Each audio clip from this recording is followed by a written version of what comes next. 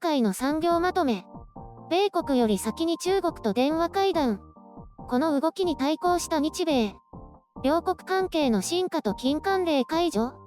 1月26日に中国の習近平国家主席と韓国のムン・ジェイン大統領の間で電話首脳会談が行われましたが、その狙いについて様々な憶測を呼んでいます。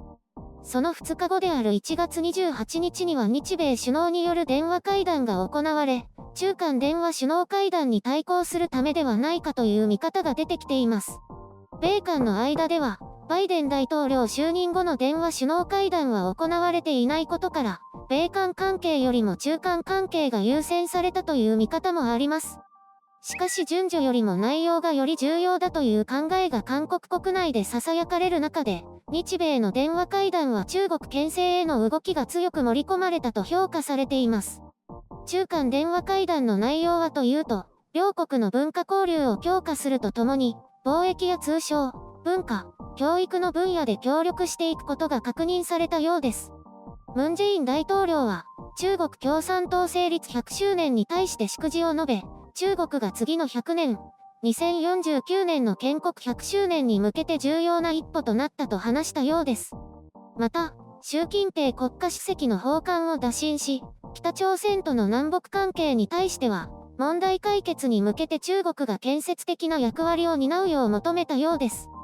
中国メディアでは、ムン・ジェイン大統領による中国称賛の言葉がクローズアップされる一方で、それ以外の訪韓や南北問題については触れていないようです。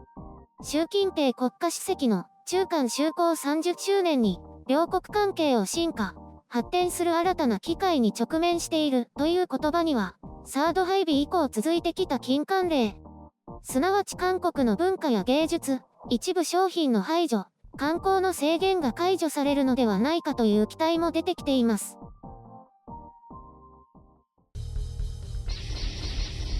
編集書簡。今回の概要。中国に重要視された韓国と日本を重視した米国。微妙な米韓関係と中身の薄い中韓電話会談。韓国内の密かな中国離れ。政治の世界では意外と順序というものが重視されているように思います。これはただ単に政治記者が勝手な憶測をして騒いでいるだけかもしれませんが。ただ、誰が誰に最初に声をかけたり、訪問したりで、どの国をどう捉えているかが少しは透けて見えるとされています。そうしたことを考慮した上で、中韓首脳による電話会談がいち早く行われた、と考えることができるかと思います。このすぐ2日後に行われた日米首脳による電話会談はこの動きに呼応して急遽行われたと各メディアは推測しています。この中で尖閣諸島が日米安保の適用範囲と確認されたことや、インド太平洋における協力関係、クアッドの協力強化は中国を刺激したと思われます。米韓首脳による電話会談が行われていないことからすれば、中国が米国よりも韓国を重要視していることが見て取れるかと思います。韓国からしてみると、米国への微妙な距離感を匂わせています。最近の報道で、米国は韓国への戦時作戦統制権即時返還に対して難色を示しているとされています。また、韓国が推し進めようとしている朝鮮半島平和プロセスの一環である南北対話についても、理解が得られているとは言い難い状況です。バイデン大統領がトランプ政権で失われた国際秩序を回復する、という動きが優先され、米韓関係は重要視されていないという見方もあるようです。バイデン大統領の対中政策は未だに具体化されていなくて、中国に対してどのような態度を取るのか、周辺国にどのような関係を望むのかはっきりしていません。一方で中国は、米国による対中包囲網に先駆けて韓国との協力体制をアピールし、RCEP や日中韓3カ国 FTA、中韓 FTA の強化を進めようとしています。韓国はこれまで通りのバランス外交を展開していくこととなりますが、安全保障面での米国との連携強化の働きが薄れているように思います。北朝鮮を意識して合同軍事訓練をどのように行うかが毎年問題となっていますが、南北対話を進めたいムン・ジェイン大統領としてはこれを小さくしたいことは明らかです。バイデン大統領は今後この朝鮮半島をどのように捉えていくのでしょうか。米朝対話を維持するとしていますが、これまで通り韓国の行動を制限するのであれば、韓国にとってはトランプ政権時と変わりないということになります。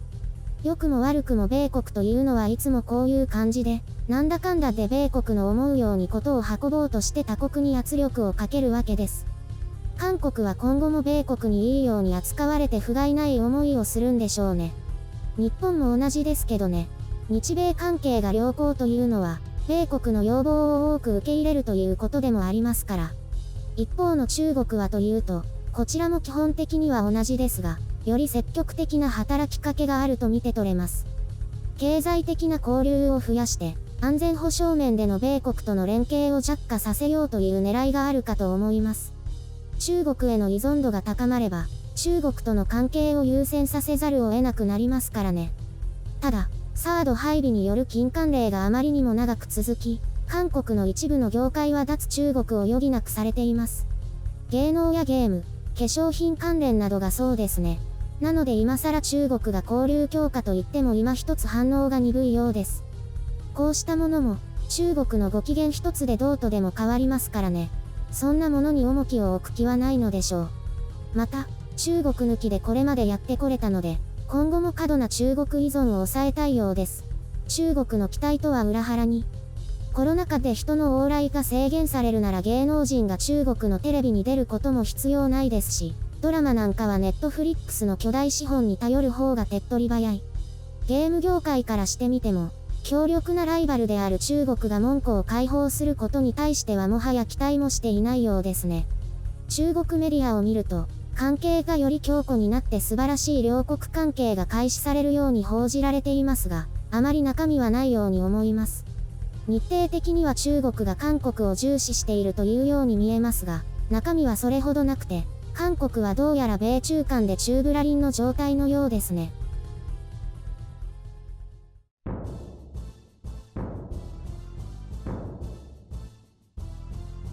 バイデン大統領は韓国のことをどう思っているんですかね？それが全くわからないですね。少なくとも戦略的に超重要とは思っていないようですけど。電話ってすぐできるんじゃないですか？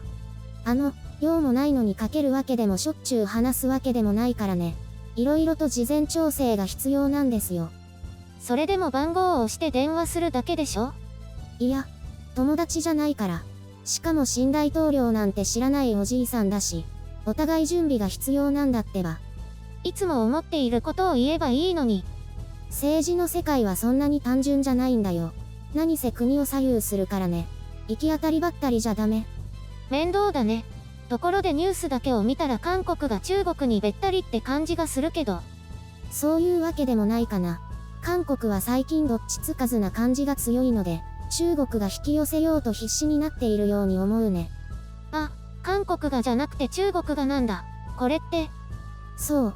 一方で米国は韓国をどうでもいい存在とまでは言わないけど、ちょっと軽視しているように思う。重要な戦略拠点なのに。興味ないんじゃない？ほら、他のことで忙しくて。まさにそうなんだよ。うわ、今の当たったってこと？そうだと思う。中国との関係については直接対話が重要だと捉えているからじゃないかな。韓国が左右すると思ってないというか。北朝鮮に関しては、正直それほど興味がないと思う。オバマがそうだったように。あ、そうなんだ。もう元に戻っちゃったしね。今は国内のコロナ対策と、もっと大きな視点での国際協調に力を入れたいんだろうね。日米関係強化は継続的に行いたいけど、在韓米軍はかなり惰性的な気がするよ。惰性って言っていいの？明確な戦略目標とかなさそうだしね。そういう意味では北朝鮮も迷惑していると思うけど。無視されちゃうから？米朝関係も改善はしないだろうね。米国側に意欲が感じられないし。そういえば韓国のドラマとかはどうなるんですかね？業界はあまり期待してないみたいだね。あれだけ中国に肩入れしたのに全部すかされたからね。中国抜きの世界戦略の方が重要だと考えているんじゃないかな。愛の不時着とか BTS とかみたいに？そうそう。どちらもまぐれあたりだけど、コリアンドリームが見えたって感じじゃない？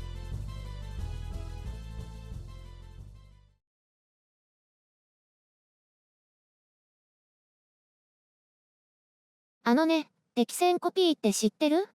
前にね、会社の同僚の男性に、これ、適線コピーよろしくって言われたの。適線、敵の船。でしょ？私も適線コピーって何？って思ったけど、とりあえず、はい、わかりました。って答えたの。とりあえず知ったかぶり。会社あるあるだよね。そう。それですぐに適線コピーってググってみたんだけど一つも出てこなくて。業界用語、海事出身とか？海事？海上自衛隊。違う。全然そんなタイプじゃないから。それでね、どうしてもわからないからその同僚に、すみません。適線コピーってどういう意味ですか？って聞いてみたの。20代の同僚なんだけど、役職ついてて立場上は上司だったからちゃんと敬語を使って聞いたの。なんて？そしたらね、適線コピーも知らないの？自分で調べて、ネットで検索したら出てくるよ。って言われて。うわ、バカにされちゃったってこと？って私もわかんないけど。敵の船をパクって同じもの作るってことかな？いや、うちの会社船舶会社じゃないから。検索しても出てこないのになぁ、と思いながら、今度は後輩の女の子2人に、ねえ、適線コピーって知ってる？って聞いてみたの。知ってたら恥だね。それがね、2人とも知らないって。もしかしてその人だけの専門用語とか？どういう意味だろうってみんなでネット検索しながらあれこれ議論してたらついに一人の後輩が、白雪さんわかりましたよ。これですよこれって。うわ、見つかったの？さすがネットだね。適線じゃなくて、適宜です。適宜コピー。ああ、その時に応じてっていう意味の適宜ね。あれを適線って読んじゃったか。それ、3人で大笑いしたよ。それで、その上司には教えてあげたの？ふふふ、もちろん教えてあげてないよ。だって適線コピーも知らないのかって言われたんだもん。それにその人も今更適宜コピーだなんて受け入れられないでしょ。ある意味顔を立てたことになるのかな？その場では。その人今は他の会社に転職したんだけど、今でもきっと誰かに、適線コピーよろしくって言ってるんじゃないかな。うわ、恥ずかしい。メールとかで使ったことないのかな？変換出ないよね。それとも強制的に覚え込ませてたりして。辞書登録とかしてね。でも正しいと信じてそのまま覚えてしまってるって色々あるよね。雰囲気とか。フィンキーね。子供の頃言ってたと思う。雰囲気とかフィンキーとか。